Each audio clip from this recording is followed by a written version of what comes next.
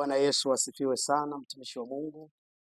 Wewe ambaye unapata nafasi ya kuwepo katika utulivu hapo nyumbani kwako, aidha unaweza kukutana na clip hii ukiwa uko ofisini, mahali pako pa kazi, au kwenye chombo cha usafiri. Nina kila sababu ya kumshukuru Mungu kwa ajili yako. Wewe ambaye unapata nafasi ya kunisikiliza tena, Mchungaji Benson anapokuja mbele yako. Kabla sijaenda mbali, ninakukaribisha sana. Karibu mwana wa Mungu, kwa sababu kipo kitu ambacho Kristo ameweka ndani ya moyo wangu ili tupate kujifunza mimi na wewe. Na katika kujifunza ndiko uelewa wetu wa mambo ya kimbingu unazidi kuimarika ndani yako, ndani yangu, ili siku moja tumuone Kristo katika utukufu wake. Na kabla sijaenda mbali zaidi, naomba uniruhusu nimshukuru Mungu ili aweze kuwa pamoja na sisi katika kipindi chetu hichi kizuri. Baba, katika jina la Yesu Kristo, ninakushukuru, ninakutukuza sana. Asante kwa sababu wewe ni Mungu ambaye umenikutanisha tena na rafiki yangu, ndugu yangu, ambaye Bwana umemfanya kwa mikono yako mitakatifu. Ninamkaribisha tena tunapokuja hapa kujifunza maneno haya ili kujenga mwili wa kwako Kristo. Mbariki sana yeye na familia yake, yeye na kazi yake. Watoto wako hawa umewapa neema, hata leo ananisikiliza. Asante kwa sababu yote haya nayaomba ni katika jina la Baba na la Mwana na Roho Mtakatifu. Amen. Bwana Yesu asifiwe sana. Ninakukaribisha ndugu yangu tena, Mchungaji Benson, kwa mara nyingine tena nimepata neema ya kuja mbele yako kukuletea kitu ambacho mbingu zimeweka ndani yangu, ili yamkini utakaponisikiliza kwa makini unaweza ukajengewa uelewa wa maneno haya na ukaukulia wokovu, ukamjua Kristo kwa level nyingine tena. Leo tena nakujia na mada nyingine kabisa kwenye kipindi chetu hiki maalum cha kutoka katika madhabahu ya urejesho. Karibu sana, kwa sababu utajua ni kwa nini Mungu anakupenda hata kukukutanisha na madhabahu hii ya urejesho, hapo kiganjani kwako, hapo nyumbani kwako, hapo mahali pako pa kazi. Iko neema kupita kwenye madarasa haya ili kujifunza Kristo anataka nini kwenye maisha yetu. Na leo tutajifunza mada inayokwenda kwa kichwa kifuatacho, kichwa kinachosema kilichotufaa jangwani si lazima kitufae Kanaani. Kilichotufaa jangwani si lazima kitufae Kanaani. Yako mambo yalikuwa ni ya maana sana jangwani, yako mambo watu walienjoy jangwani, lakini kwa sababu mbingu zina utaratibu wa kufanya mambo yake, hatuwezi tukakalili msaada tulioupata jangwani twende hivyo hivyo na dhana hiyo hiyo tunapovuka Jordan kwenda Kanaani. Bwana Yesu asifiwe sana. Ni kweli mana zilitufaa jangwani, ni kweli mana tulikula, ni kweli kwale tulikula, lakini chakula hicho hicho si cha maana sana tunapofika katika nchi iliyojaa maziwa na asali iitwayo Kanaani. Bwana Yesu asifiwe sana. Ndugu yangu mtazamaji na msikilizaji, fuatana na mimi, unaweza ukanielewa. Kitu ambacho kimekufaa kwenye kipindi fulani cha maisha ya kwako si lazima kikufae kesho yako tena, si lazima ukitegemee kesho yako tena. Na wengine wanajaribiwa sana, wanasema kama nisingekuwa mahala fulani, yamkini kitu fulani kisingalitokea. Bwana ana operate in a season. Mungu anatumika kwenye majira yako. Majira yanapoamliwa, majira kadhaa hufungwa na majira mengine yanaweza yakafunguliwa vile vile. Bwana Yesu asifiwe. Mungu aliyeruhusu mana jangwani ndiye Mungu huyo huyo ambaye alizuia mana Kanaani. Kwa ni kweli mana ilitufaa jangwani, tulikula mana jangwani. Baba zetu vizazi vya kale walikula mana jangwani, lakini mana ile ilikuwa ni kitu special sana kwa ajili ya mazingira ya jangwani. Ndio maana walipata kwale, ndio maana walikula mana, lakini mana hiyo ilikuwa ni marufuku Kanaani. Na zinapokoma mana Kanaani si ishara, naomba ukamate neno hili, mana inapokoma jangwani sio ishara ya Mungu kukuacha, ila ni ishara nyingine ya Mungu kufunua namna nyingine ya kuhudumia maisha yetu. Bwana Yesu asifiwe sana. Labda twende pamoja na mimi kwenye kitabu cha Waamuzi, kitabu cha Waamuzi sura ya 15 mstari ule wa 15. Nitasoma maandiko fulani pale alafu tutaendelea. Kitabu cha Waamuzi sura ya 15 na mstari wake wa 15 mpaka mstari wa 17. Maandiko yanasema namna hii: naye akaona mfupa mbichi wa taya ya punda, akautwaa, akapiga watu 1000 kwa mfupa huo. Samsoni akasema, kwa taya ya punda chungu juu ya chungu, kwa taya ya punda nimepiga watu 1000. Ikawa alipokuwa amekwisha kunena, akautupa ule mfupa wa taya mkononi mwake, na mahali pale pakaitwa Ramathi Lehi. Bwana Yesu asifiwe sana. Hapa tunaona kwa utangulizi huu, huyu ndugu aitwaye Samsoni yuko kwenye conflict kubwa na jamii itwayo Wafilisti. Inafika mahala Samsoni kwa neema ya Kristo anajitetea. Kwa neema ya Kristo, Biblia inasema Roho wa Bwana akamshukia, na alipomshukia, Biblia inasema akaona taya ya punda, tena ikiwa mbichi. Biblia inasema alitumia taya ya punda akawapiga watu kwa maelfu, watu wakadondoka. Lakini kwa sababu Samsoni alijua hakika ya kwamba si kwa nguvu iliyositirika ndani ya taya hata akawapiga watu wale, bali Roho wa Mungu aliyekuwa juu yake ndiye aliyefanikisha. Biblia inasema mara baada ya kazi iliyofanywa kwa mkono wa taya ile, taya ilitupwa, akijua ya kwamba kesho sintatumia taya tena. Roho anaweza akanitokea kwa namna nyingine.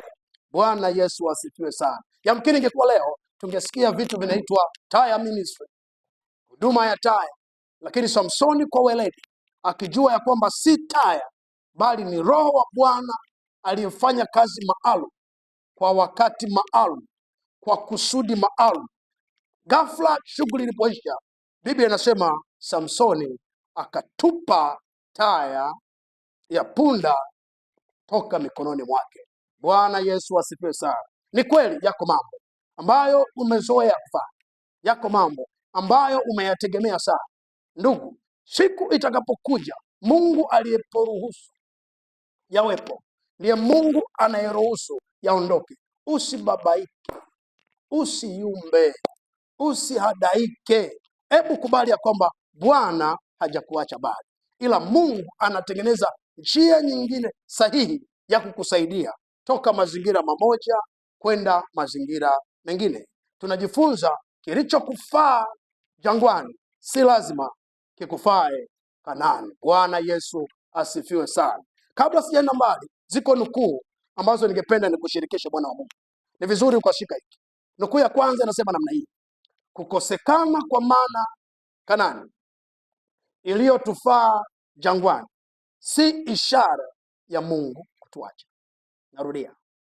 Nukuu ya kwanza: kukosekana kwa mana Kanaani iliyotufaa jangwani si ishara ya Mungu kutuacha.